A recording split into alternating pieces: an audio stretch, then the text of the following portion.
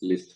Entonces, lo que vamos a estudiar hoy es economía política, ¿verdad? Que consiste en ver cómo las decisiones en un país, digamos, las decisiones agregadas son tomadas en un país o en un municipio, en una alcaldía, ¿verdad?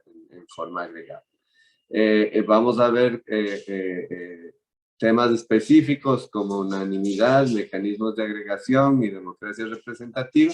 Y después vamos a ver una aplicación del tema de economía política para estudiar la descentralización y a qué niveles debe de un país descentralizarse o si se debe o no se debe descentralizar, ¿verdad? Que es una pregunta también muy interesante y que va más allá inclusive de lo que vemos siempre, digamos, en términos de si el gobierno central le debe dar más poder a, a las municipalidades, pero por ejemplo, la discusión de si se crea o no una nueva área de ciencias económicas es un proceso también de descentralización, ¿verdad? Entonces se puede utilizar el mismo instrumental para ver si tiene o no tiene sentido. Igual, ¿verdad? Dentro de las empresas hay procesos de descentralización y entonces uno puede pensar con este instrumental si conviene o no conviene. Bueno, entonces vamos a empezar primero con economía política y vamos a tener una discusión más o menos en qué consiste y cuáles son los retos. Entonces, economía política tiene que ver con cómo es que los gobiernos toman sus decisiones, ¿verdad? Cómo es que se da esa agregación de preferencias para que se escojan una política o otra política. Entonces, hay diferentes formas de organización del gobierno y esas diferentes formas de organización del gobierno llevan a diferentes resultados, a diferentes decisiones y por lo tanto también a diferentes políticas. Por eso es importante estudiar también esa perspectiva desde la economía. Ciencias económicas, digamos, la carrera de ciencias políticas de la Escuela de Ciencias Políticas y el Instituto de Investigaciones de Ciencias Políticas estudia, ¿verdad? Eso. Nosotros lo que vamos a darle es una perspectiva un poco diferente con el instrumental que nosotros tenemos. Pero bueno, inclusive en las escuelas de ciencias políticas se utiliza ahora un instrumental muy parecido al que se utiliza en economía, ¿verdad? Y por eso es que se le llama economía política. En el caso ideal, el gobierno toma sus decisiones basándose en las preferencias de todos los individuos, ¿verdad? O sea, la idea es que el gobierno trate de comportarse como el planificador, trate de maximizar el bienestar de las personas. Y para maximizar el bienestar de las personas, tiene que tomar en cuenta sus preferencias. Pero, ¿verdad? No, como es una decisión normalmente, o algunas decisiones, no se puede tomar decisiones, miles o millones de decisiones, si no es una, ¿verdad? Entonces eso tiene consecuencias sobre la utilidad que van a recibir cada uno de los individuos. Por eso entonces ahí el reto es cómo valoro yo la agregación, ¿verdad? ¿Cómo es que agrego esas preferencias para tomar la decisión que genere más utilidad entre los individuos?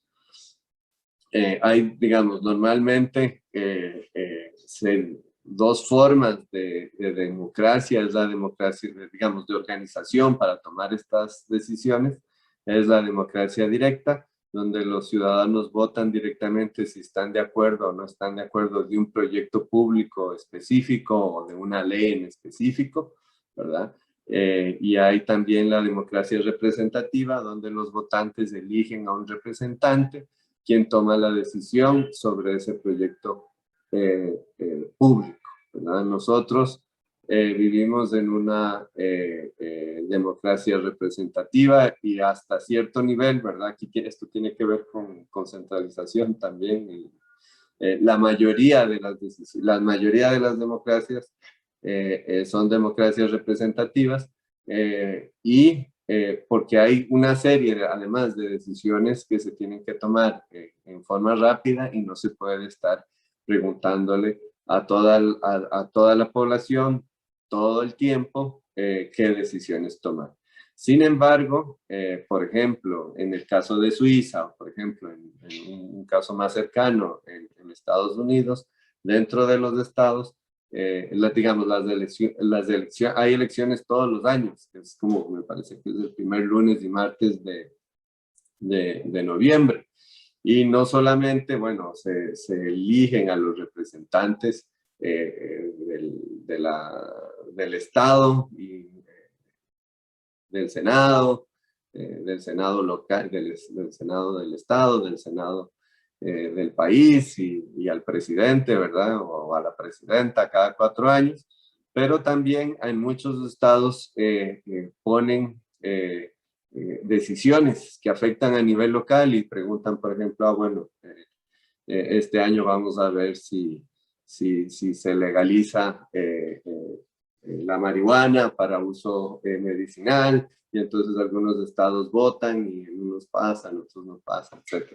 ¿Verdad? Eso es un ejemplo. Otro ejemplo es de cuánto se debería de gastar en las escuelas, en educación, cuánto el municipio, ¿verdad? El estado debe gastar, y entonces se toma esa decisión también a nivel desagregado.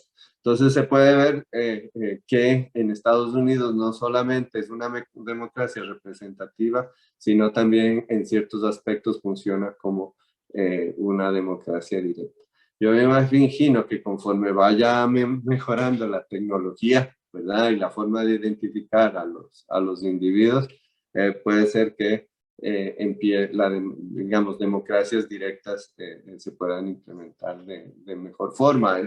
Hasta ahora tiene que ver mucho con el costo, ¿verdad? Donde el problema es que no se puede tomar decisiones de forma individualizada. Bueno, ahí aparecen también otros problemas que tienen que ver con información, ¿verdad? Supuestamente los políticos deberían de estar mejor educados y tener mejor información para tomar las decisiones, pero bueno, también hay un problema de información que es una cuestión que la vamos a tocar hoy, pero en la parte de comportamiento, ¿verdad? Que es donde tocaría. Entonces, bueno, una forma de agregar, digamos, de tomar decisiones, de una forma de organizar qué decisiones se pueden tomar, puede ser por unanimidad, ¿verdad? La unanimidad es el caso ideal para los bienes públicos. Si hay un criterio de unanimidad, vamos a estar seguros que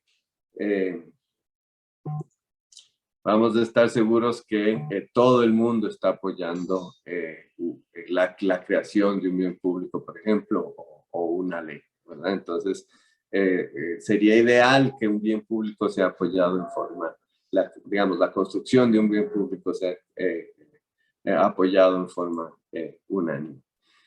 Y lo que, digamos, la fijación, un ejemplo de unanimidad es fijar precios mediante el equilibrio de Lindahl, ¿verdad? Si se acuerdan, en la clase anterior vimos el equilibrio de Lindahl y vimos que todos los individuos pagaban en forma diferente por el bien público y pagaban de tal forma que reflejaba sus preferencias, y digamos, ese precio entonces genera utilidad, ¿verdad? Y se resolvía el problema del bien público, ¿verdad? Del free rider del bien público. Entonces, si fijamos los precios de la misma forma que lo hicimos en la clase anterior, a través del equilibrio de Lindahl, ¿verdad? Eso es un método para financiar un bien público en el cual los individuos honestamente revelan su disposición a pagar, y el gobierno cobra ese monto para contribuir al bien público. Entonces, como la gente está reflejando sus preferencias en forma honesta, realmente van a estar de acuerdo con que se les cobre, ¿verdad? Lo que se les tiene que cobrar, y se va a poder financiar el bien público, y la decisión va a ser unánime porque todos, digamos, porque si tienen que decidir entre construir o no construir una unidad adicional, los individuos van a decirlo en forma honesta, entonces va a ser unánime, todos van a estar de acuerdo en esa implementación. El problema es llegar al conocimiento de cuánto cobrarle a cada uno de los individuos, pero en un escenario imaginario donde se pudiera resolver ese problema, esa decisión sería, la implementación de esa política se resolvería en forma unánime, ¿verdad? Porque está basado en la disposición marginal a pagar y el monto que los individuos están dispuestos a pagar por la siguiente unidad del bien público. El equilibrio del INDAL se puede implementar en forma unánime, ¿verdad? Pero como hemos visto anteriormente, es difícil implementar el equilibrio del INDAL, por lo que les comenté anteriormente, sobre la información de las preferencias de cada uno de los individuos.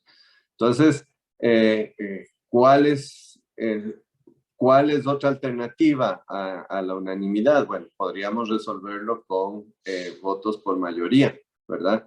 La mayoría de los gobiernos utilizan votos por mayoría para tomar una decisión o la otra, ¿verdad? O escoger al presidente que va a tomar las decisiones por el resto del periodo, ¿verdad? Por 4 años.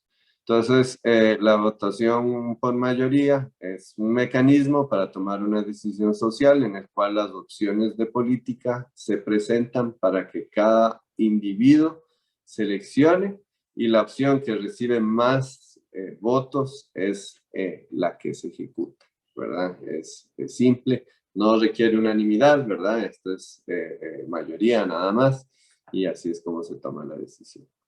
Entonces, para que las preferencias se agreguen, entonces, bueno, vamos a ver si tiene o no sentido utilizar este mecanismo, ¿verdad?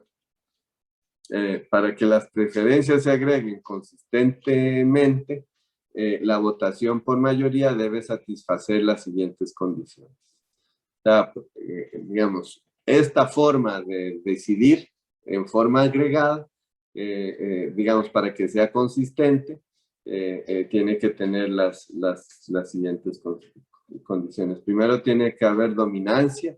Eso quiere decir que si una opción es preferida por todos, esa es la opción que se debe escoger, ¿verdad? Eso se llama dominancia. Transitividad. Si dentro de esta forma de elección A es preferido a B y B es preferido a C, entonces A debería ser preferido a C también, ¿verdad? Y debe haber también interdependencia de alternativas irrelevantes. Eso quiere decir que si A es preferido a B, la introducción de una tercera opción como C no puede afectar el orden. O sea, si yo pongo una opción C, todavía A tiene que ser preferido a B. Entonces, esas 3 condiciones son realmente básicas, ¿verdad? Para que se pueda tomar, digamos, para agregar las preferencias de los individuos y que esa agregación y esas decisiones que se tomen en forma agregada deberían de cumplir esas condiciones para, digamos, que sea fácil o que sea consistente. Es un mecanismo que sea consistente para tomar las decisiones a nivel agregado. Esto significa que la votación por mayoría sirve solo si las preferencias tienen un tipo específico, una forma específica, vamos a ver. Porque es que no siempre, les voy a enseñar un ejemplo, ¿verdad? A continuación, dependiendo de cómo, de las preferencias de los individuos, si se cumplen estas 3 condiciones y si las preferencias son diferentes, no se cumplen esas 3 condiciones. Esa es un poco la idea de lo que sigue. Vamos a tener 3 tipos de votantes en un país. Si tienen cualquier pregunta, me avisan, ¿verdad? Vamos a tener 3 tipos de votantes en un país. Tenemos padres, personas de tercera edad y parejas jóvenes. Y cada grupo tiene diferentes preferencias sobre la cantidad de gasto en educación que se va a implementar. Algunos prefieren alto, otros prefieren medio y otros prefieren bajo. Y las preferencias están reflejadas en ese cuadrito ahí, ¿verdad? Entonces, por ejemplo, los padres constituyen una tercera parte de la población, las personas de tercera edad constituyen otra tercera parte y las parejas jóvenes constituyen otra tercera parte. Entonces, para los padres, el más preferido es inversión alta en educación, después de inversión media y después de inversión baja. Para las personas de tercera edad, les gustaría tener más bien baja inversión en educación y que se gasten los recursos de otra forma. El segundo más preferido es niveles medios de inversión y por último, niveles altos de inversión en educación. Para las parejas jóvenes, como tienen la perspectiva de que tal vez van a tener hijos o hijas, entonces prefieren que el gasto sea medio, pero todavía les interesa que haya gastos en otros rubros públicos, entonces el segundo más preferido es bajo y el tercero más preferido, el tercero es alto, eso es el que menos prefieren las parejas jóvenes. Entonces, ¿cómo votar estas tres opciones? Digamos que la ciudad puede hacer lo siguiente, podríamos comparar entre dos opciones, ¿verdad? Y ver cuál es preferida y la que queda, volverla a comparar con la que queda, con las otras, ¿verdad? Con el resto, hasta que se seleccione una opción, ¿verdad? Siempre las decisiones se toman por mayoría, entonces si comparo A con B, ¿cuál va a ser la más, digamos aquí, cuál va a ganar? Solo está la opción de A y B, ¿verdad? Entonces los padres, ¿qué escogerían? ¿A o B?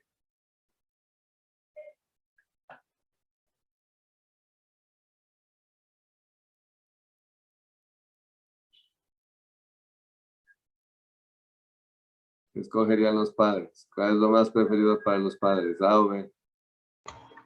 A. Para las personas de tercera edad. B.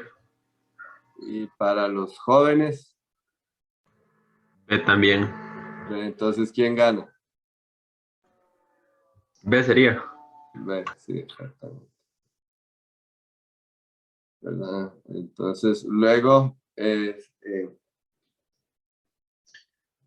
digamos, se escoge A entre M y después B entre M. Ahora vamos a ver que la diferencia no hace diferencia. Digamos, sigamos con B contra M.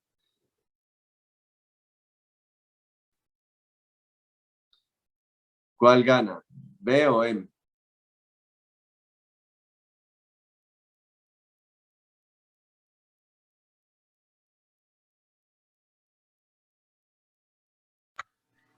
Al final ganaría M. Sí, ¿verdad? Los padres prefieren M y las parejas jóvenes prefieren M a B, ¿verdad? Entonces, en un 66% votaría por M y solo las personas de tercera edad votarían por B, ¿verdad? Entonces ganaría M. Entonces, B le ganó a A, M le ganó a B. Entonces, y si comparo M contra A, ¿cuál gana?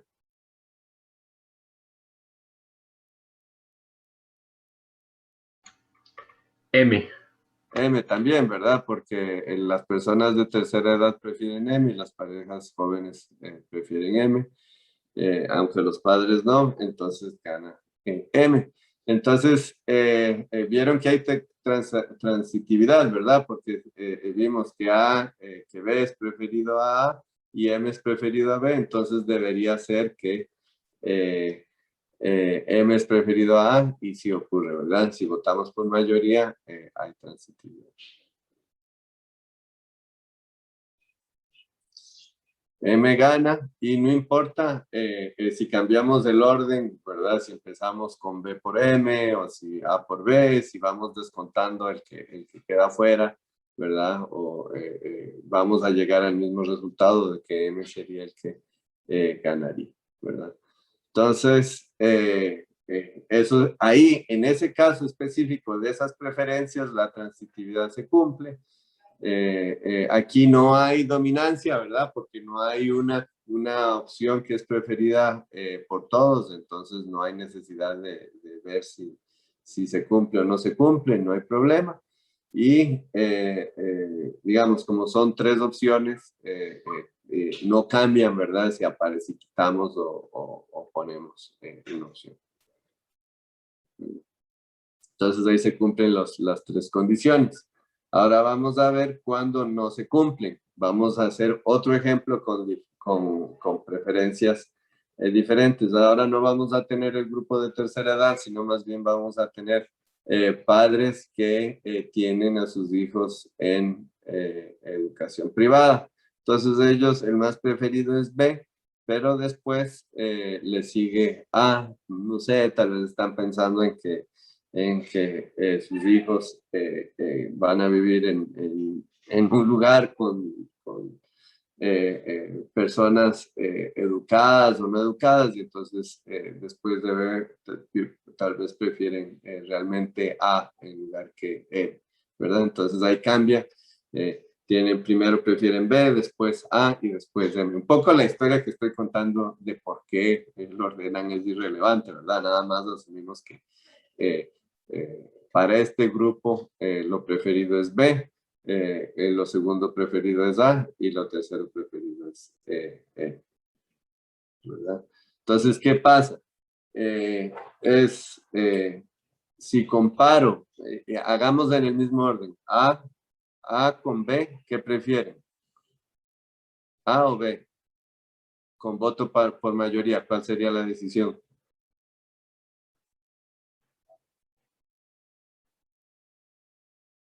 ¿A o B?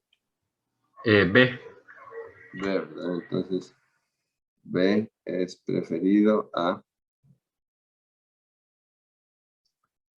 A, ¿verdad?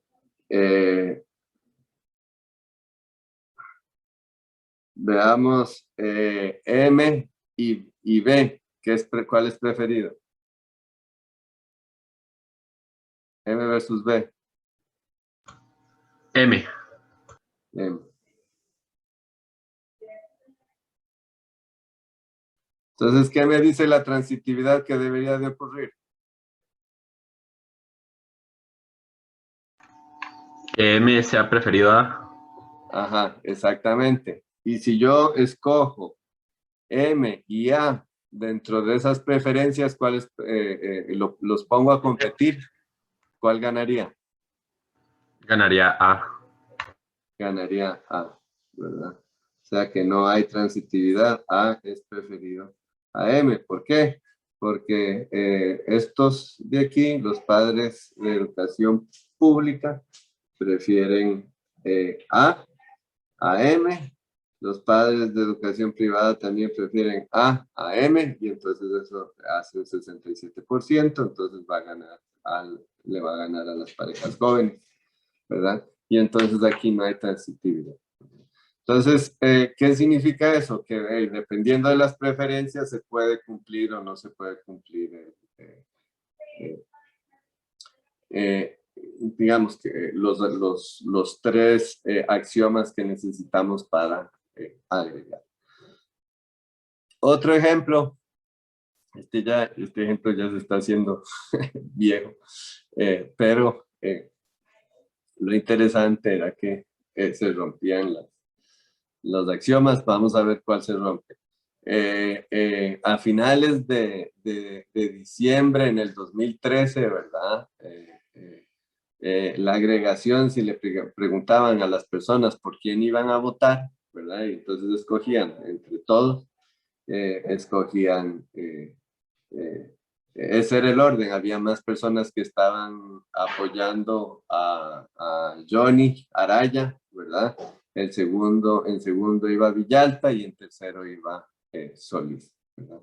Pero si les preguntaban si ustedes tuvieran solo la opción entre Araya y Luis Guillermo, ¿por quién votarían? Luis Guillermo Solís, y entonces respondían esto, ¿verdad? Decían que si fuera nada más entre esos dos, la mayoría votaría por Luis Guillermo Solís, ¿verdad? Eso no es consistente, ¿verdad? ¿Cuál es el axioma que se está rompiendo? ¿Qué vimos? Vamos a ver los tres axiomas.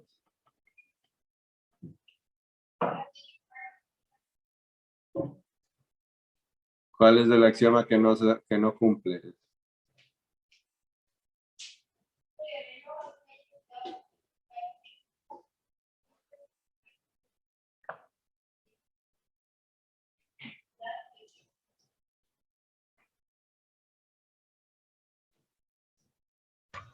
Me parece que es la independencia de alternativas irrelevantes.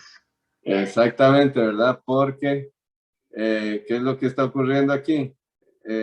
La inclusión de Villalta, ¿verdad? Digamos, la inclusión de Villalta aquí hace que el orden cambie.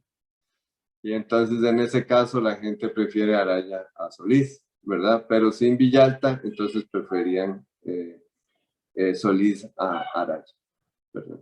Entonces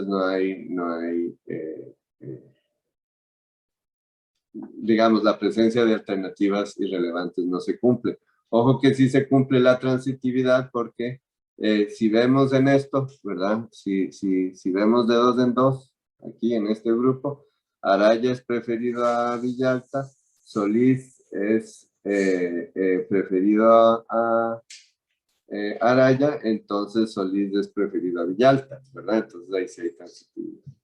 Y ahí pueden chequear diferentes formas de transitividad. El problema es este de que cuando la gente se pone a decidir sobre todos los candidatos, entonces cambian las preferencias y cambian el orden, ¿verdad? De dos opciones, ¿verdad? Cuando se incluye una tercera opción.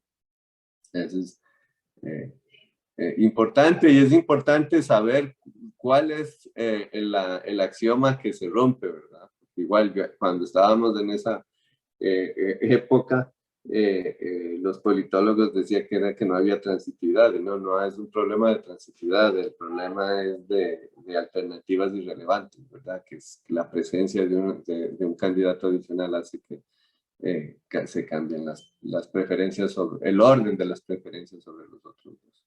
Entonces la pregunta es, con estos ejemplos, ¿verdad? Vimos tanto en términos de inversión de educación como en el 2014 sobre las preferencias de quién iba a ser presidente, vimos que el voto por mayoría no cumple los tres axiomas, ¿verdad? Que hay preferencias que sí los cumplen y hay preferencias que no los cumplen. Entonces la pregunta es si existe algún sistema que no sea voto por mayoría, otro sistema de seleccionar o de agregar las preferencias que siempre cumpla, no importa el tipo el grupo de preferencias que haya, que siempre cumpla los tres axiomas. Y la respuesta, lamentablemente, es no.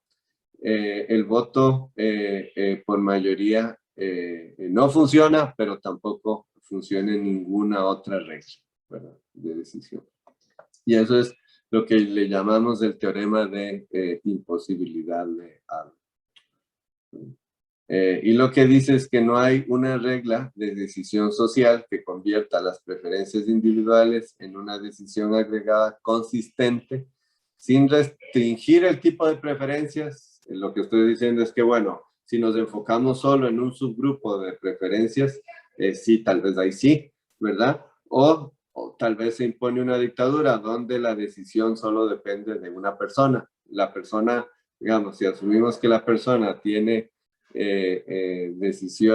tiene preferencias consistentes en forma individual, entonces si la decisión es de escoger que esa persona la escoja, entonces de ahí, en forma agregada siempre van a ser consistentes, ¿verdad? Pero en el momento en que ponemos a dos personas, ya puede ser que existan dos tipos de preferencias, ¿verdad? Que entre ellos dos, ¿verdad? Que haga que no se cumpla los axiomas. Y eso es lo que encuentra Arrow, ¿verdad? Que es imposible, que no hay una regla que para todo tipo de preferencias genere preferencias agregadas consistentes. ¿Alguna pregunta o algún comentario?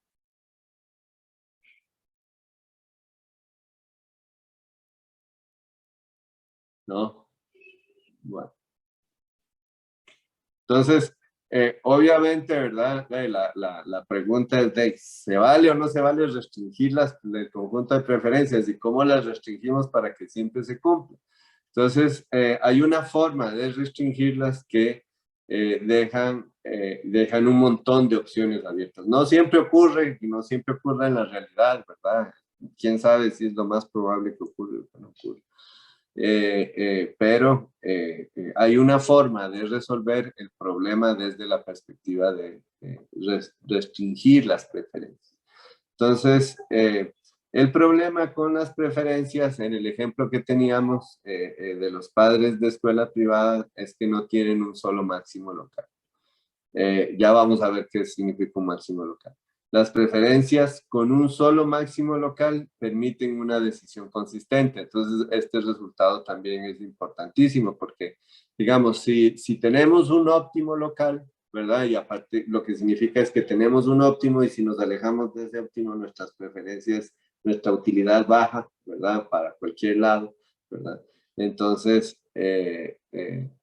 ahí sí pueden haber preferencias consistentes, ¿verdad? A la hora de agregar. Pero lo que realmente tenemos, digamos, aquí en el ejemplo A, tenemos óptimos locales, ¿verdad? Nos alejamos del punto óptimo y siempre vamos hacia abajo. Ya sea que estemos viendo a las personas de tercera edad o a las parejas jóvenes, nos alejamos del punto máximo y se reduce la utilidad, o inclusive de los padres, ¿verdad? Nos alejamos del punto máximo y se reduce la utilidad. Aquí lo que pasa es que para este grupo de personas que son los padres que tienen a sus hijos en colegios, escuelas privadas, tienen dos puntos óptimos locales, ¿verdad? Primero baja y después sube. Entonces no necesariamente, o sea, no hay un óptimo, sino hay dos, ¿verdad? Hay dos óptimos locales. Y entonces esta forma de preferencias no me permite que haya consistencia. Entonces, mientras las preferencias sean, digamos, normales en el sentido de que tienen solo un óptimo local, entonces sí puedo generar agregaciones o formas de tomar decisiones en forma agregada que cumplan los tres axiomas que vimos anteriormente. Entonces eso es muy importante porque, digamos, es un problema grande, ¿verdad? En términos de que es complicado agregar las preferencias, pero eso significa que también a veces sí podemos hacerlo, ¿verdad? Hay situaciones donde las preferencias locales tienen un máximo, entonces sí podemos agregar las preferencias y encontrar una forma de tomar decisiones que cumplan los tres axiomas. Ok, entonces eso sería, ¿verdad? Eso sería lo del teorema de imposibilidad de Arrow, ¿verdad? Ahora vamos a hablar sobre un poco la democracia representativa, que es la que al final, la forma que más se utiliza para tomar decisiones. Entonces, lo primero que vamos a hablar sobre la democracia representativa es la teoría del votante medio. Entonces, existe un teorema del votante medio que lo que dice es que el voto por mayoría nos llevará a implementar la política preferida por el votante medio, si las preferencias tienen un solo máximo, ¿verdad? Mientras tengan un solo máximo, entonces la persona que va digamos, casi que va a decidir es el votante medio, ¿verdad? inclusive en una democracia representativa. El votante medio, ¿quién es el votante medio? ¿Verdad? Es el votante con preferencias localizadas en el medio de todos los votantes. Entonces, si, digamos, hay que tomar una decisión sobre si se construye o no se construye un puente, ¿verdad? Si el votante medio está en contra y si esa decisión se toma por mayoría, entonces eso significa que la mayor parte de personas van a estar en contra de ese proyecto, ¿verdad? Entonces, así es como se toman las decisiones, ¿verdad? Es como un indicador. Si el gobierno identifica, que es donde está la ventaja, si identifica quién es ese votante medio, ¿verdad? Se puede definir cuál es el bien, el óptimo, ¿verdad?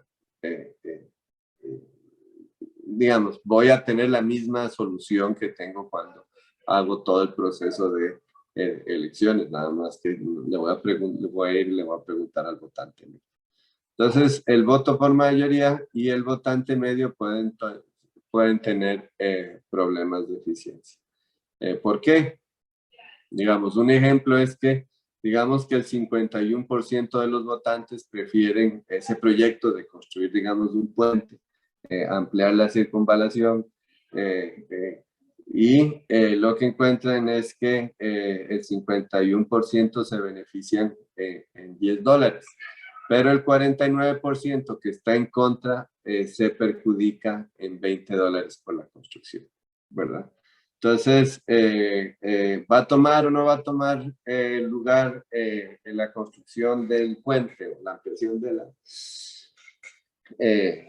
circunvalación? En este caso, sí, porque el 51% está a favor, ¿verdad? En términos económicos, ¿tiene sentido? No, no tiene sentido porque se genera una pérdida. Si yo sumo y resto todos los beneficios y las pérdidas, ¿verdad? Si sumo los beneficios y las pérdidas, voy a encontrar que el efecto neto es negativo, ¿verdad? ¿Por qué? Porque para el 49% de las personas están perdiendo el doble que lo que están ganando el 51%, ¿verdad? Entonces, las pérdidas son mucho más grandes que las ganancias. Y ahí es a partir de donde se puede observar que es ineficiente económicamente hablando esa forma de tomar decisiones, ¿verdad? El problema, ¿verdad? De este mecanismo es que sí refleja las preferencias de las personas, pero no refleja la intensidad de las preferencias de las personas. Si reflejara la intensidad de las preferencias de las personas, entonces se resuelve, ¿verdad? Entonces, ese es un problema de esta forma de resolver, de agregar las preferencias. Sin embargo, aquí voy a hacer un pequeño paréntesis, ¿verdad? Porque hay alternativas que resuelven este tipo de problemas. Se llaman votos almacenables, que consiste en decidir cuándo votar y cuándo guardar el voto para votar en otras decisiones varias veces. Obviamente, entonces tiene que haber varias decisiones, ¿verdad? Entonces, digamos que tengo que escoger entre construir ampliar la circunvalación, no sé, o que se ponga el basurero municipal a la par de mi casa, ¿verdad? Entonces, bueno, estoy perdiendo $20 por la construcción de la municipalidad, pero prefiero guardarme ese voto para votar 2 veces en contra de que se ponga el basurero municipal a la par de mi casa, ¿verdad? Entonces, cuando digamos el mecanismo permite guardar los votos y ponerlos en otras decisiones, entonces ahí sí se puede reflejar la intensidad, ¿verdad? Y se resuelve. Eso es digamos, esto se ha tratado de implementar en la Unión Europea, digamos, cuando tienen que tomar decisiones en forma agregada, ¿verdad? Entonces lo que hacen es tratan digamos, es una alternativa para cuando haya una cuestión que realmente le importa al país, meter todos los votos y no votar en cosas que son un poco menos relevantes para ellos, ¿verdad? Entonces eso es una forma de tomar decisiones que sí refleja la intensidad de las preferencias. El modelo, volvemos a lo del el votante medio, ¿verdad? El modelo del votante medio podría aplicarse a las democracias representativas, ¿verdad? Ahí hay algunos supuestos. Los políticos les interesa maximizar el número de votos que pueden obtener, no les interesa implementar una política o la otra, lo que les interesa es maximizar los votos, ¿verdad?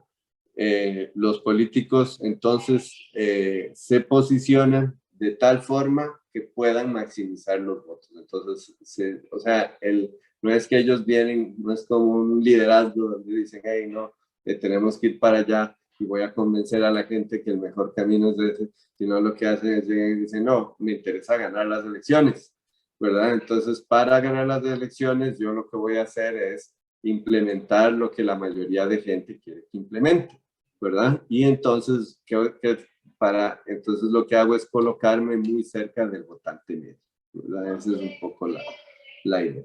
Entonces los políticos se posicionan para tratar de ganar, ¿verdad? Entonces si se posicionan para tratar de ganar, se van a colocar muy cerca del votante medio. Y digamos, en equilibrio se termina ofreciendo las preferencias del votante medio. Aquí viene el ejemplo del libro, o de nuevo, ¿verdad? Todos ejemplos de bienes públicos relacionados con cuestiones bélicas, porque son los Estados Unidos. Entonces aquí hay, esta era una decisión, ¿verdad? Entre cuánto gastar en defensa, ¿verdad? En el ejército. Y entonces, por ejemplo, ahí están dos candidatos, Barack Obama y Mitt Romney, ¿verdad? Entonces los republicanos tienden a decir que hay que gastar más en defensa. Si esto fuera la única decisión con la que toman, la única decisión con la que los individuos toman decisión, la decisión de por quién votar, ¿verdad? Entonces, ahí, digamos, si uno está en B1 y el otro está en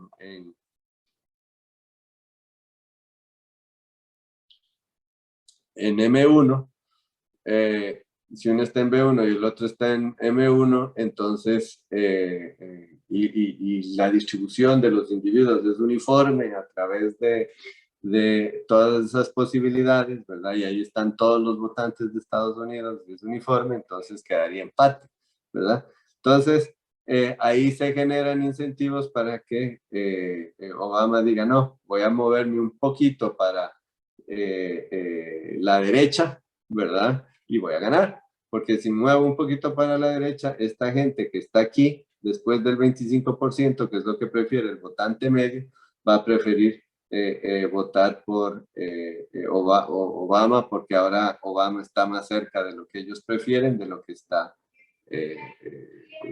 ¿verdad? Y entonces Obama gana las elecciones y ya. Pero como Romney se da cuenta que Obama va a hacer eso, entonces él también tiene incentivos para decir, no, no, no, lo voy a hacer un poquito más a la izquierda y voy a ganar las elecciones yo. Entonces se hace más a la izquierda y termina ganando todos estos votos de aquí, ¿verdad? Y a pesar de que Obama ya se había acercado con su posición original, Mitt Romney termina ganando. Y ese proceso ocurre hasta que los dos llegan a ofrecer exactamente lo mismo, que es lo que las preferencias del votante medio. Entonces, ¿cuáles son los supuestos que estamos utilizando en este modelo en forma implícita? Bueno, hay solo una dimensión a la hora de tomar las decisiones. La decisión solo considera un asunto, ¿verdad? Eso es lo que significa que hay una dimensión.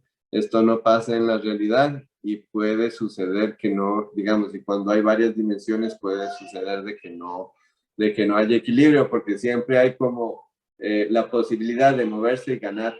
No importa dónde se queden, las personas siempre se localicen, los candidatos siempre hay un chance de moverse para algún lado en dos dimensiones, inclusive donde te mueves y ganas. Entonces no hay equilibrio nunca, nunca llega a un lugar donde así no tengo incentivos para moverme de aquí, entonces no hay equilibrio. También hay solo 2 candidatos. En un modelo de 3 candidatos tampoco hay equilibrio porque siempre existe la posibilidad de que uno se mueva y gane las elecciones. Eh, eh, entonces, no, digamos, otra limitación. La otra cosa es que los candidatos no tienen preferencias. Eso significa que los individuos, digamos, no les interesa qué se va a implementar realmente, solo les interesa ganar las elecciones, que también es un supuesto cuestionable. Y el supuesto tal vez más problemático, por lo menos ahora está de moda discutir esto, ¿verdad? Sobre la información, ¿verdad?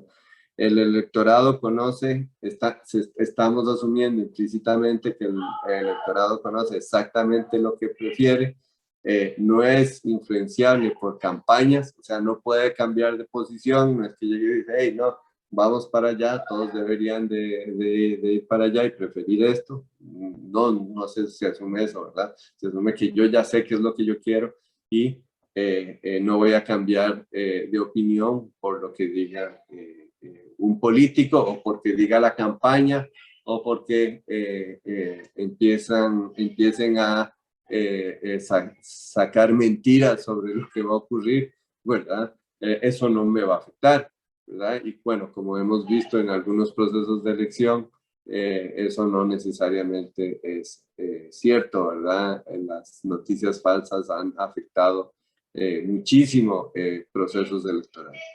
Y la otra cosa es que los políticos conocen las preferencias del electorado, ¿verdad? Que también es un supuesto que es bastante fuerte. Entonces, ¿qué dice la evidencia empírica sobre estos resultados? Bueno, digamos que ese es el modelo, entonces lo que uno pensaría es que los políticos van a implementar las decisiones o las preferencias que tiene el votante medio. Entonces, por ejemplo, cambios en la composición de los votantes a favor de que el modelo sí sirve, ahí, por ejemplo, existe evidencia de que cambios en la composición de los votantes generan cambios en la forma de votar de los legisladores. Entonces, en Estados Unidos, cuando empiezan a cambiar los límites de los distritos y, por ejemplo, entran población, por ejemplo, más afroamericana que tienen preferencias diferentes sobre lo que se debe hacer en términos públicos, se ve que los representantes cambian y empiezan a votar más a favor de ese tipo de digamos, de cosas que preferiría esta nueva población que está entrando a la base, ¿verdad? A la base electoral. Entonces eso significa que sí, que digamos que afecta, que el votante medio lo que están haciendo es que estamos viendo la entrada hace que se mueva el votante medio y los políticos reaccionan ante esos movimientos. Pero también hay cuestiones, ¿verdad?, que muestran que no solamente eso es lo que afecta las decisiones de los políticos. Un ejemplo es ese, ¿verdad? Que primero cambios en la composición racial afectan los cambios del legislador, pero en forma diferente dependiendo de la ideología. Entonces, por ejemplo, si son demócratas se mueven bastante, pero si son republicanos no, ¿verdad? Entonces, debido a eso ya se rompe, ¿verdad? Porque debería de tener efectos sobre todos, no solamente sobre uno. Otro ejemplo es que 2 senadores del mismo lugar de diferentes partidos deberían de votar igual, pero votan diferente, ¿verdad? Digamos, si uno es republicano, si uno es demócrata, deberían de votar igual porque deberían de estar reflejando exactamente las preferencias de su base, ¿verdad? Pero no lo hace. Y después, muchas decisiones están basadas también en características individuales de los legisladores. Por ejemplo, si los senadores que tienen hijas votan diferente a los senadores que no tienen hijas. Mujeres votan diferente que los hombres. Por ejemplo, las mujeres invierten más en infraestructura que benefician a su género.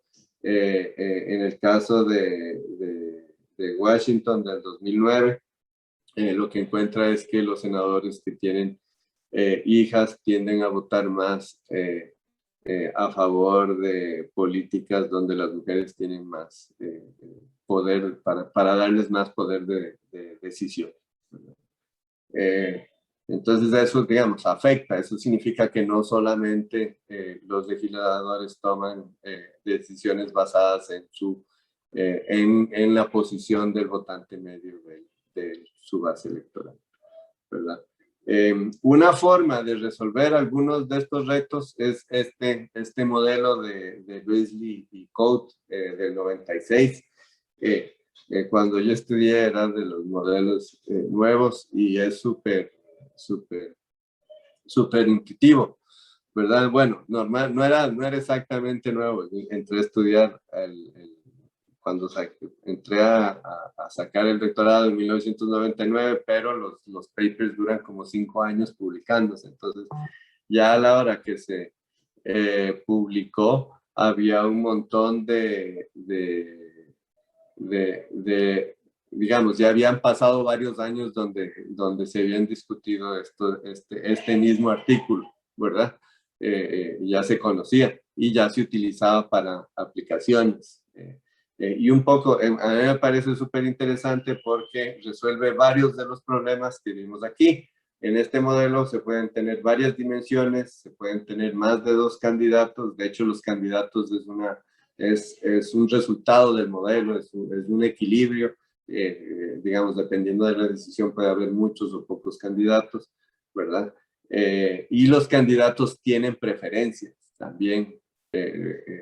Los candidatos tienen preferencias sobre una decisión o sobre la otra, ¿verdad? Por eso se llama ciudadano candidato, un ciudadano que funciona normal, que tiene preferencias sobre alguna política, decide lanzarse a tomar las decisiones. Pero entonces aquí les voy a hablar de forma muy rápida. Es importante, igual que el modelo de votos almacenables, ¿verdad? Que ustedes sepan que existen soluciones ante esos problemas. O sea, no es como que, bueno, ya ahí se acabó la economía, sino que la economía, digamos, es dinámica, ¿verdad? La ciencia de la economía es dinámica y hay un montón de personas invirtiendo un montón de tiempo tratando de resolver esos problemas que plantean los libros de texto. Y algunas soluciones ya se han implementado y ya se han resuelto, a pesar de que los libros de texto todavía no las consideran. Entonces, por ejemplo, en este lo que se hace es que se modela a los ciudadanos, y los mismos ciudadanos pueden ser candidatos. Cada ciudadano tiene una política óptima, ¿verdad?